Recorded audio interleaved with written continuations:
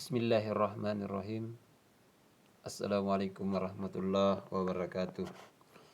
Alhamdulillah, alhamdulillahirabbil alamin. Puji syukur kehadirat Allah Subhanahu wa taala,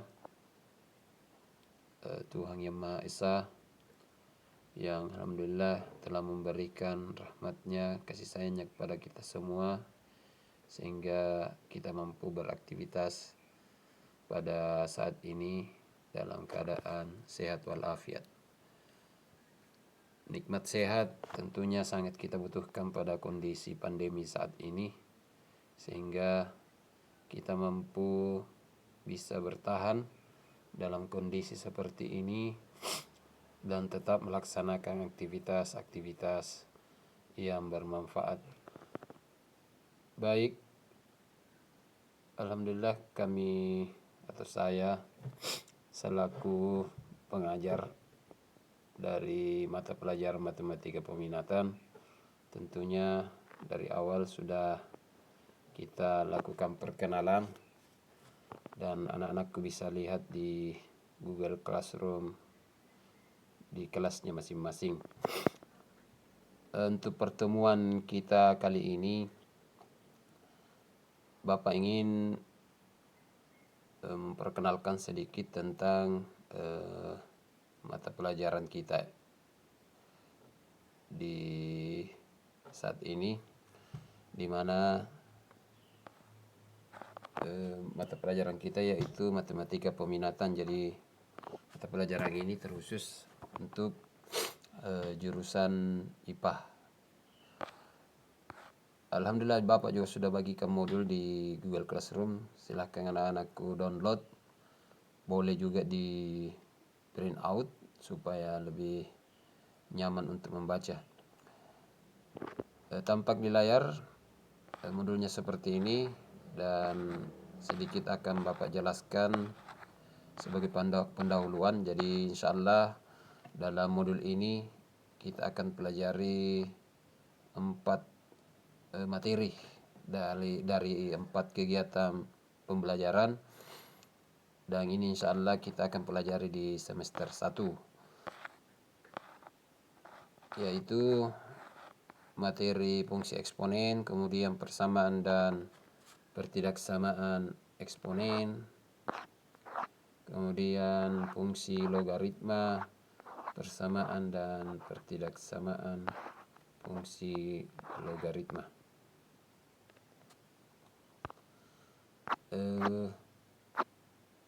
Anak-anakku sekalian, untuk pembelajaran yang pertama, sebagai pendahuluan, di sini bisa kita lihat ada kompetensi dasar yang ingin kita capai. Kompetensi dasar yaitu mendeskripsikan dan menentukan penyelesaian fungsi eksponensial dan fungsi logaritma menggunakan masalah konseptual serta kaitannya. Ini. Kemudian yang kedua, jadi yang pertama ini adalah kompetensi dasar pengetahuan. Kemudian yang kedua kompetensi dasar keterampilan. Kemudian indikator yang akan kita capai ini ada 6 untuk pengetahuan dan ada 4 untuk keterampilan. Selanjutnya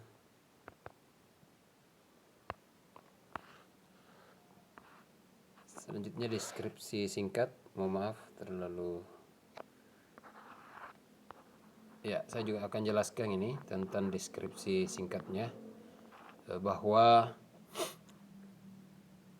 materi eksponen dan logaritma ini yang disusun di modul ini itu erat kaitannya dengan materi akan kita terapkan dalam kehidupan sehari-hari. Jadi materi ini prasyaratnya ini tentunya sudah kalian pelajari di SMP, dan sebagai sebagai konsep dasarnya itu kalian sudah pelajari ini, dapatkan ini materi ini di tingkat sekolah sebelumnya, yaitu SMP. atau MTS. Baik, sebagai contoh bagaimana penerapan materi eksponen dan logaritma, yaitu ini digunakan di bidang kesehatan, ekonomi, kemudian fisika, kimia, biologi. Ya. Jadi teknik dan lain-lain. Jadi ada beberapa bidang yang bisa diterapkan untuk menerapkan konsep eksponen dan logaritma. Sebagai contoh, kita bisa kaitkan dalam kondisi saat ini menyaksikan penyebaran virus corona yang cepat dan meluas di berbagai negara. Maka WHO menetapkan kasus corona yang menyebabkan COVID-19 sebagai pandemi. Penyebaran virus corona kalau tidak segera diantisipasi dengan baik, seperti distancing sosial, bekerja dan belajar di rumah, membiasakan untuk selalu mencuci tangan dan menggunakan masker, menutup tempat hiburan, pasar, dan tempat keramaian lainnya, akan mengakibatkan jumlah orang yang tertular akan melonjak mengikuti grafik fungsi eksponen. Jadi bisa dilihat simulasinya dari penelitian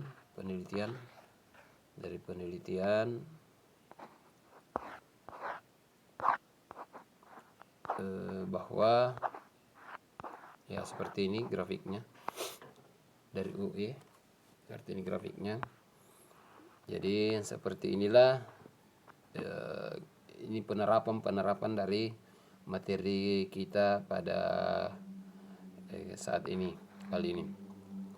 Sebagai petunjuk penggunaan modul juga saya akan jelaskan sedikit, bisa kalian baca juga di modul. Ada beberapa, yaitu adalah petunjuk umumnya, kemudian petunjuk khususnya. Jadi silahkan kalian baca bahwa modul ini bisa kita jadikan sebagai acuan pembelajaran kita dalam semester ini.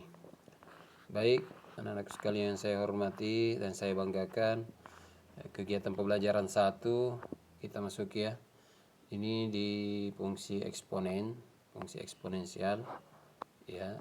Bisa sebagai konsep dasarnya ya. Dan tujuan pembelajarannya, bisa kalian lihat bahwa setelah kegiatan pembelajaran ini diharapkan peserta didik dapat menjelaskan konsep eksponen, mengidentifikasi sifat-sifat fungsi eksponen, menggambarkan grafik fungsi eksponen, dan menyelesaikan masalah terkait fungsi eksponen. Jadi insya Allah untuk pembelajaran S1 ini saya akan gunakan 3 kali pertemuan. Dari ini sudah pertemuan kedua ya. Jadi minggu depannya atau pertemuan berikutnya tinggal membahas. Jadi pertemuan kali ini khusus fungsi eksponen, yaitu kita kita akan bahas tentang bilangan berpangkat. Kemudian pertemuan berikutnya kita akan bahas tentang cara menggambar grafik fungsi eksponen. Selanjutnya kita akan adakan ulang harian. Kemudian untuk pembelajaran kedua itu 15 kali pertemuan dan 1 kali ulang harian. Pembelajaran ketiga 9 jam, maksudnya 9 jam pelajaran, 3 kali pertemuan, kemudian 1 kali ulang harian. Berikutnya juga untuk di pembelajaran 4 5 kali pertemuan dan 1 kali ulang harian ya. Kemudian tentunya sebagai prasyarat, jadi ada materi prasyarat. Ini yang saya katakan tadi, Bapak katakan tadi, bahwa ini sudah kalian pelajari di SMP dan sudah kalian dapatkan tentang konsep atau